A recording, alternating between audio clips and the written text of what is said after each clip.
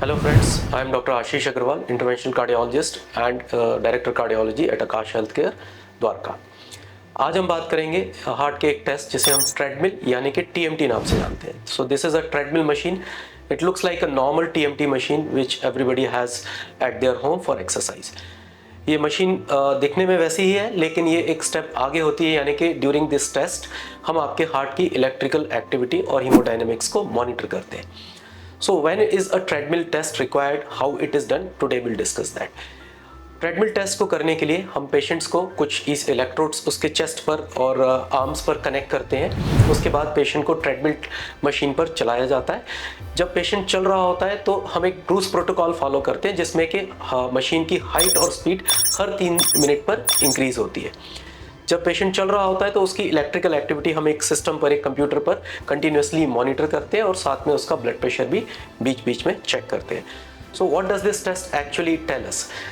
Normally जब हम लोग पूछते हैं कि एको कर लिया तो अब ट्रेडमिल की ज़रूरत है क्या, तो the answer is yes if it is indicated. एक एको एक रेस्टिंग टेस्ट है जिसमें हम हार्ट के स्ट्रक्चर और फंक्शन को मॉनिटर करते हैं, while treadmill test is done to see how your heart behaves when it is subjected to stress. यानी कि आपके हार्ट को जब हम स्ट्रेस देते हैं तो ये किस तरीके से नॉर्मली एबनॉर्मली बिहेव करता है।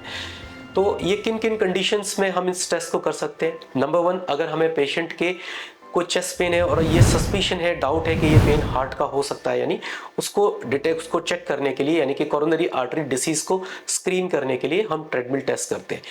अगर पेशेंट को चलाते समय कोई चेस्ट पेन होता है या ECG में कोई चेंजेस आते हैं तो हम इस टेस्ट को टर्मिनेट करके इसको असेस करते हैं whether the test is positive और नेगेटिव।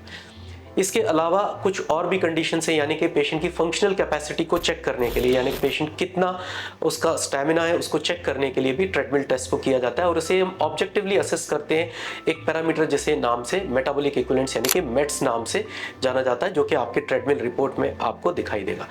इसके अलावा कुछ इंड्यूसिबल एरिथमियाज होते हैं, सिंपैथेटिकली ड्रिवन एरिथमियाज होते हैं, यानी कि पेशेंट को चलने से, एक्सरसाइज करने से how the heart rate behaves, that is also tested by treadmill test. इसके अलावा अगर पेशेंट का क्रोनोट्रोपिक रेस्पॉन्स देखना है, यानी कि how much the heart rate increase and it should increase, that is also tested by this treadmill test. So how do we know what is the normal response of your heart rate? So there is a simple formula जिससे हम 220 minus age करके calculate करते हैं, that is called the maximum predicted heart rate of a patient. If a patient achieves 85% of the predicted heart rate, that is called a normal chronotropic response. So should undergo this test and which patient should not undergo this test is equally important.